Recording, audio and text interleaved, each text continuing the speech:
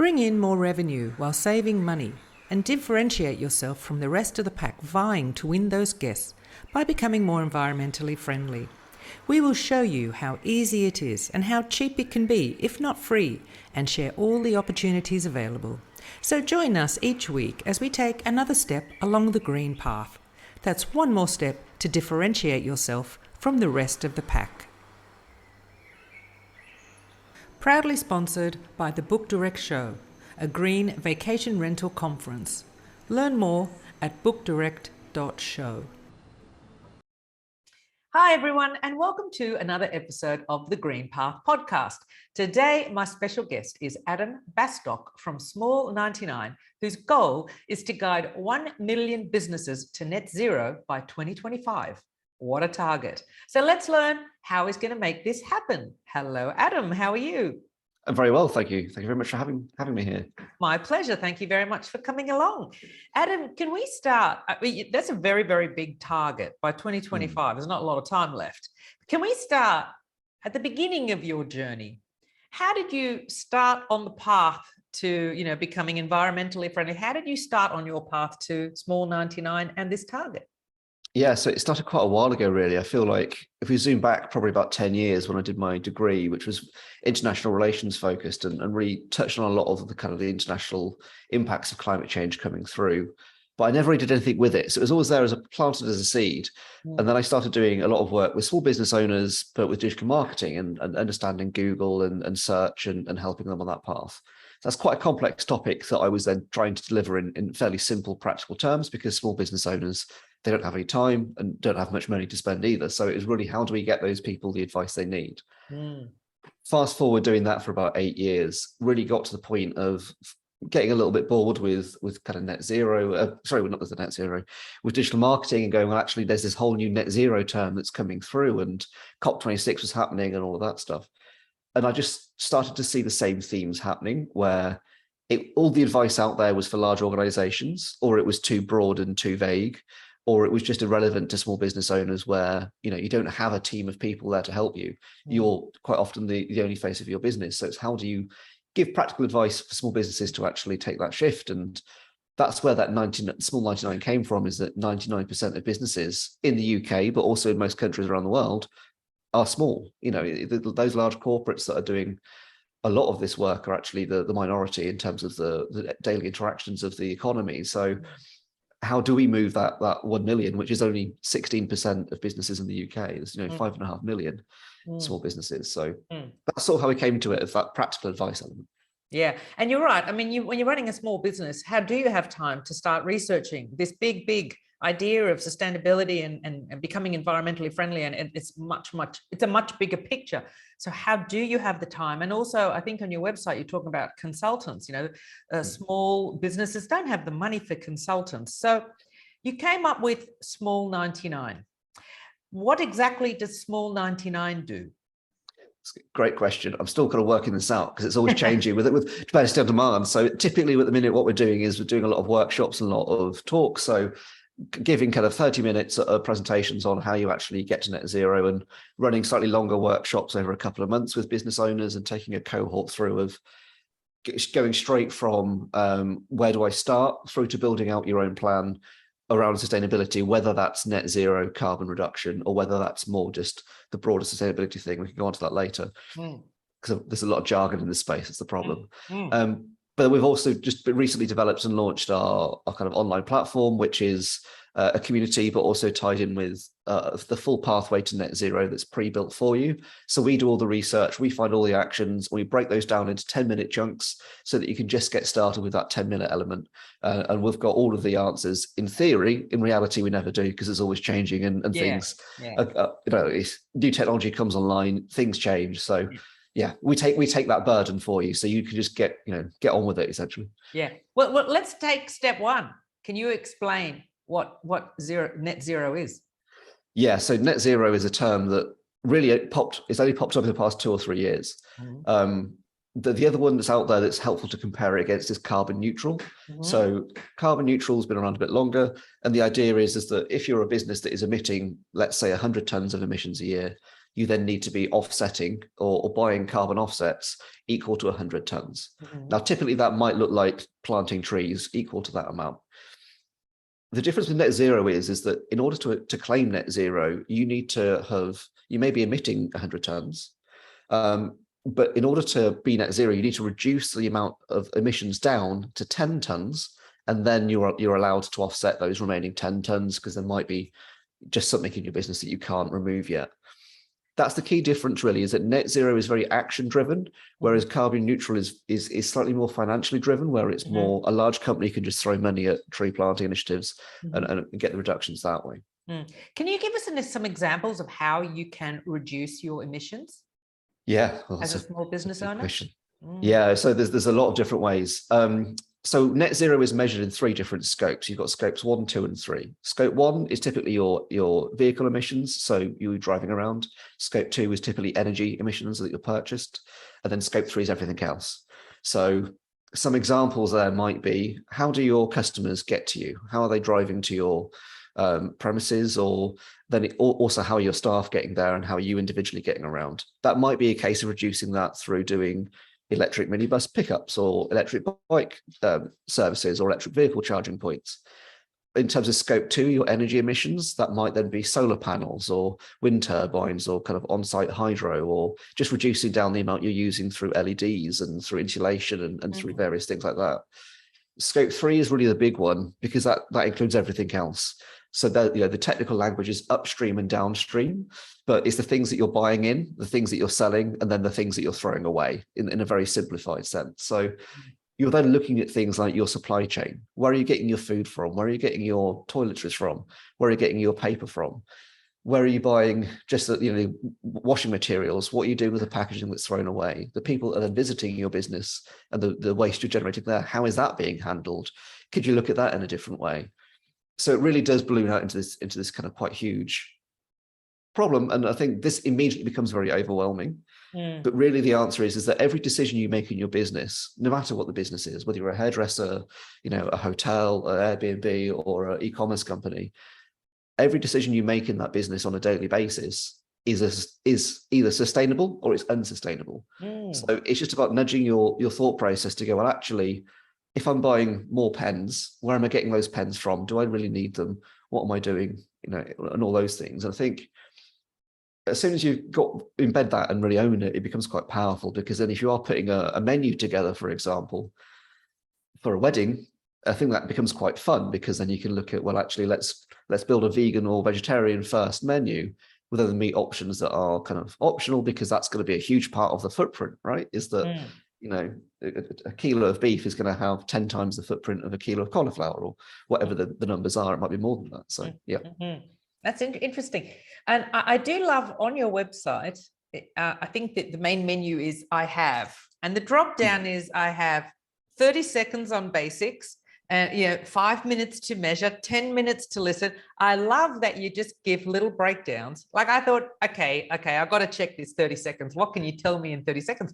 And that was really great. And I like that, little bite size. Okay. And of course, I had the 30-second, and then I thought, okay, I want a bit more, and I want a bit more, and I want a bit more. Okay. Yeah. Tell me about this. And it started to snowball. And then I thought, well, I got to get here and record this interview. So I love that you can just give people, exactly, if they only have a little bit of time, you can give them something for that little bit of time. And it is all about taking those small steps. And you do have very good articles, and your videos, really, really great references and really great things to learn from. Thank you. It's been a huge challenge, I think. And this has always just been talking through business owners and going, well, actually, most people know more than they give themselves credit for. And really, I think the biggest challenge here is confidence. Yeah. And then as soon as you get people hooked on that 30 seconds, they start thinking about it and start understanding it. And then they've got the confidence to have their own conversations. And I think that's the powerful thing that we need to get to, because I was quite bored and fed up of just seeing sustainability put in this box that you have to attend a webinar for either an hour, or I think the longest I've seen was a solid 6-hour webinar for it. And it's like, it's just too much. It's just, it's just, it's way too much. Yeah. And like we do run workshops that are longer than that, but the people that are coming to those workshops are in themselves they're effectively sustainability experts themselves. They're just looking for implementation. So there's a huge gap there that we're trying to bridge with that. Yeah. So just lack of time. Yeah. So you're creating a community. So someone comes to Small99, do they sign up? Is there a membership, or is it just they sign up for each course that you offer? So typically we tend to run the workshops with local authorities or kind of other organizations that have got an audience they're looking to kind of work with. And that's quite early days. The community side is more what we'd call peer-to-peer learning. So the idea is, let's gather all these people together, and then everyone's going to be sharing their own struggles on that journey. So let's create this environment that they can all learn and share, and then we can support them through that with, and that's a completely free community. So we're sort of relaunching that at the minute and rebuilding it. The main thing that's paid for us in terms of that consumer side is the access to the platform. So that app, we're going to be calling it Small99 Hero, and that's £15 a month for an entire pathway to net zero for yourself. And then that builds a sustainability page for you as well. It's all automated. So that's the main kind of paid piece. Everything else we've tried to be free, because it really is the action element, is that if we're going to get that million by 2025, because it is quite a large number, we need to reduce as many barriers as possible and really get as many people upskilling quickly, because it's often not complicated, and business owners know their businesses better than I could sitting in a webinar for an hour. So it's just about empowering and getting out of the way, really. So in terms of the vacation rental industry, I started this podcast just to try to get the conversation going, just to try and share some education, share some success stories.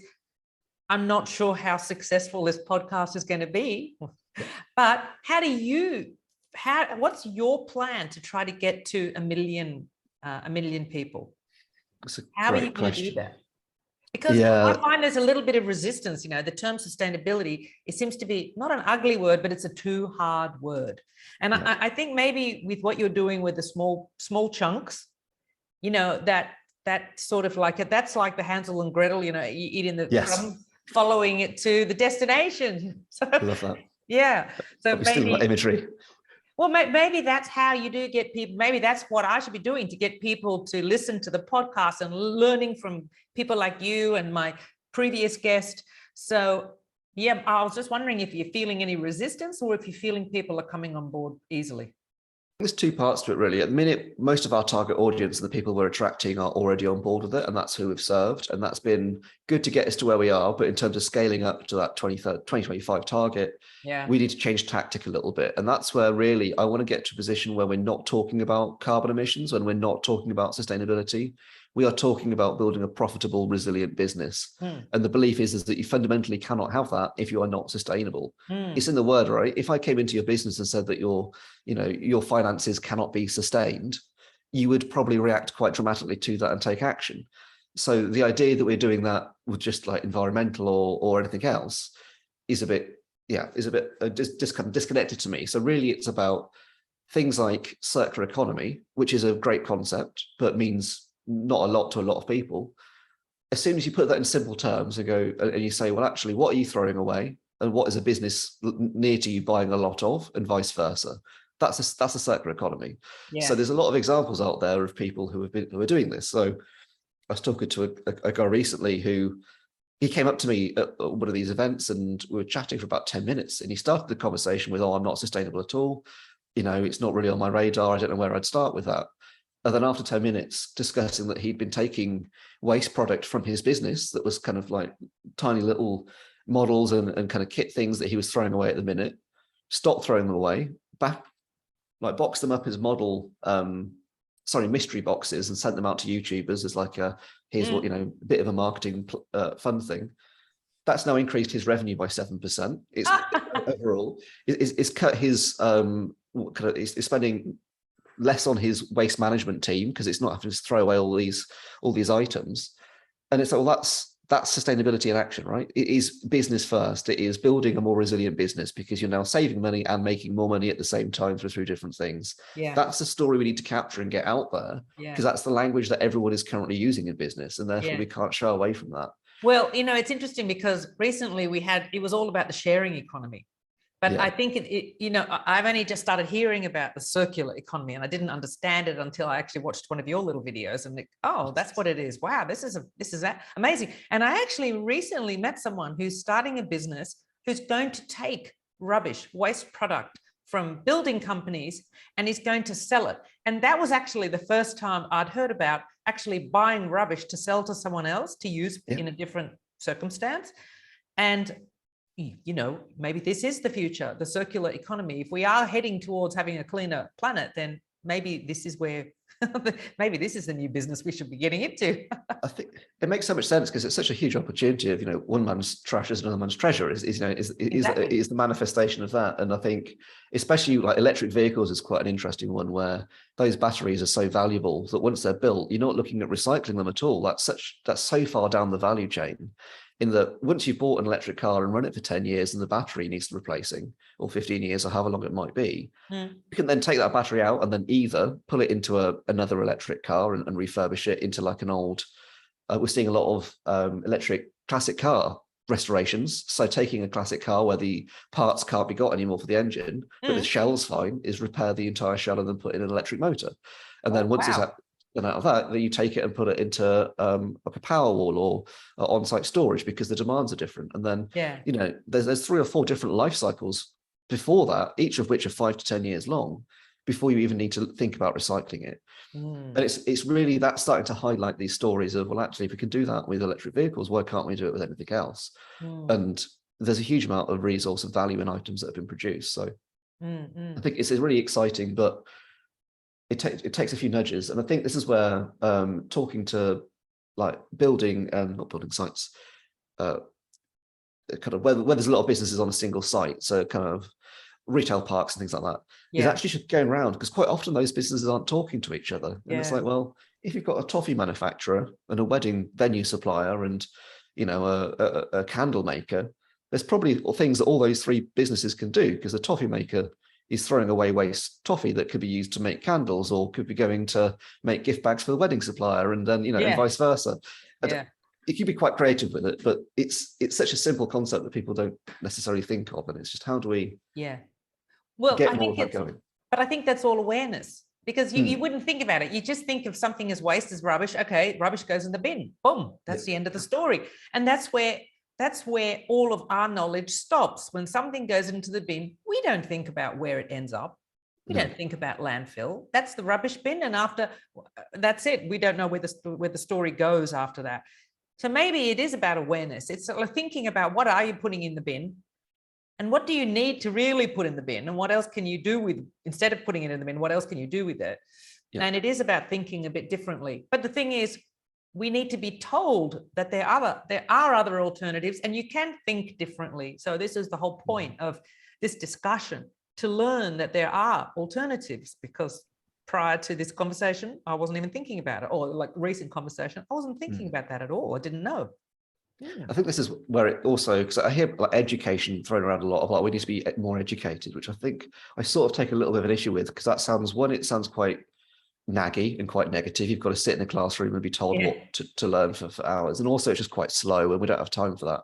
So really, I think inspiration is what I'm trying to focus on, is how do we capture these stories of small businesses that are doing great things and use them as, well, as an example that I was saying earlier, that if they can do it, why can't you? Because they're not a sustainable company, and by their own admission, they are just a business that is now implemented circular economy by accident. And if you could take those stories and start inspiring others to go with it and build that confidence up, I think it's far more powerful than simple education, as you said. But also, a lot of people were like, oh, it's too hard, it's too hard. But like you just said, they could be already doing something that is actually, they're already on the path, but they don't even realize that they're doing something that is actually sustainable. So to bring that awareness to them, and then to make them think, oh, okay, well, that was easy enough that I'm doing that. Okay, maybe I can do something else, because they are already doing it. So I think this is, the word is inspiration, but I think it's also awareness, because it's, I don't like the word education either, because it is about note taking and exams. No, it is about awareness and just having the conversation and discussions about what does it all mean, and how can it fit in with what I'm doing. And I think it's really great. Yeah.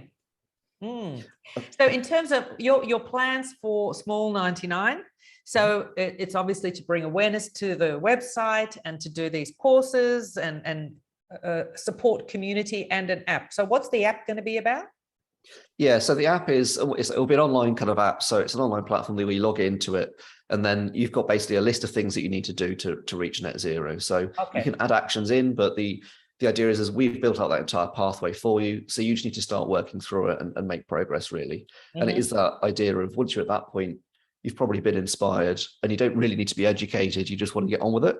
Yeah. So let's just let you and give you all those solutions. And, you know, they won't all be right, but most of them will be, and it will get you going much quicker. So, but that checklist, right? Is that valid for any industry? So at the minute we've got e-commerce and retail. So if you're running like a physical shop or an online shop, and we've got professional services, those are the two pathways we've got running. We're currently actually working on a camping pathway, which is due for launch probably in September time, which is quite interesting, a bit of an odd one, but kind of different challenges there over, well, how do you decarbonize campfires? Yeah. No idea. So looking into that, but at least then quantifying it and going, well, maybe you leave those emissions and find somewhere else to save it. But so those are the three pathways we're kind of working on, but we'll have more coming. Okay, good. Put vacation rentals on the list. Yeah, no, it's on the list. The list is getting longer by the day. So. Now, you also mentioned an environmental page. So what is that? So that's once you're working through the app, it will automatically build out this page for you. So one of the barriers we find is that businesses they tend to do more than they actually say they're doing. So it is that people, if you're not doing anything right now, I'd say just go and make a list of all the things you've done, because that's going to highlight a lot of the things you are doing. So that progress page really is that as you work through the app and as you mark items as ticked off and done, it just builds a public sustainability policy page for you, so that you don't have to write it yourself. You can just link to that and then it's there for you. It's got, you know, badges and awards and things of all the things you've achieved. But most importantly, it also highlights the things that you're currently working on and even the things that you might not be doing. Because one of the barriers is that if you're in a leased premises as a small business owner, you probably can't put solar panels on the roof and you probably can't change energy supplier, because that's the landlord's problem. Yeah. Therefore, say that, communicate that. I care almost as much about what businesses aren't doing as what they are doing, and the reasons why they're not doing them. So there's a box for putting on a reason of why you might be stuck on something, and sharing that as well, because the sooner we can then unblock those, the sooner we can take action and get more people going. Yeah. Now that's really great, because one of the things that we've been talking about is the fact that if you are doing something, or if you can't do something, to put it on your website, or to make sure that your guests in my industry, that your guests know that you are taking steps to becoming more environmentally friendly. You do care about the environment, you do care. And this is a way to show the guests what you are doing, what you've done, and what you plan to do. And it's really important that you share that with people looking at your website. So I like that idea a lot. Yeah. There's these two terms that we really built it around, which is one, greenwashing, which I think everyone's fairly aware of and that typically I think applies to larger corporates. I've not come across many smaller businesses who are kind of greenwashing, because you have to have an intent of, you know, misleading people, which most people don't want to do. Just explain greenwashing, just in case we haven't had it in any episode yet. Can you give us the definition of greenwashing? Yeah, so I think I'd put the definition of greenwashing as in trying to intentionally mislead or misrepresent actions as being greener than they are. So if you're not saying something, or you're saying something in a way that omits certain information, then that to me is greenwashing, which is sort of why we built the tool out to be completely transparent, because transparency is the way to stop it. And it might be that you do have to use plastic pens in your business, and it's like, okay, fine, say that, rather than saying you're plastic free as a business or whatever that might be. It's like, well, actually define that a little bit more so that it's clear. On the opposite end of the spectrum, you've got green hushing, which I think is far more prevalent within the small business community, which is saying nothing because you're too scared of greenwashing. And that's really dangerous, I think, because for the reasons we highlighted, it might be that you've tried to do a lot of things, but then you've not been able to do it for perfectly valid reasons that are outside of your control, but you're not actually saying that, and therefore you say nothing. So you've made more progress than you are willing to admit, but then you're not admitting any progress because you feel like you should have done a lot more to be perfect. That's not helpful, because that means that it doesn't give other people confidence, and it just slows the entire system and that kind of inertia down. So it's really about, how do you just say, what have you done? what are you working on and what can't you do, and making sure that you're communicating that transparently at all times to mean that you avoid all the kind of the issues of greenwashing and green hushing. Yeah, it's interesting because someone else that I've interviewed recently, that they were almost feeling guilty to say what they've done because it's not enough. Yeah. And it's like, but you've done something. That's great. You've done more than other people may have done. So already, applaud yourself for that. There shouldn't be any guilt. If you've taken one step, then already, great. Precisely. I think that's the risk there is if you're not then sharing it, is that if other people like your competitors or suppliers have ever come to your website to see what you're doing and they see nothing there, they're like, oh, okay, well, it's all right that I'm not doing anything because they're not doing anything either. Yeah. And it's like, that's where it slows it down. So even if you have done something and then got stuck, great. Just say that that's happened. Yeah. Well, the Small99 sounds like a fabulous resource. I'm going to go trawling through it again now and have a really, more detailed look. But I will pop the link in the description below. We're going to wrap up the interview now. But is there anything else that you'd like to mention that we haven't touched on yet? I think the main thing for me, really, in terms of taking action from this podcast, and if you're kind of fired up at the minute, is go and sit down with a piece of paper and just make a list of all the things that you have done. That's a really easy next step for anyone to take, and that they'll typically unblock either some extra thoughts of things that you've not thought of, and will give you a clear starting point to then communicate that out with customers. So as a next step, go and do that. Yeah, great. Okay. Well, like I said, I'll put all the links in the description below. If you have any questions for Adam or Small99, pop them in the comments below. Adam, thank you very much. It's been a pleasure learning about Small99. Thank you so much. Thank you. Bye-bye.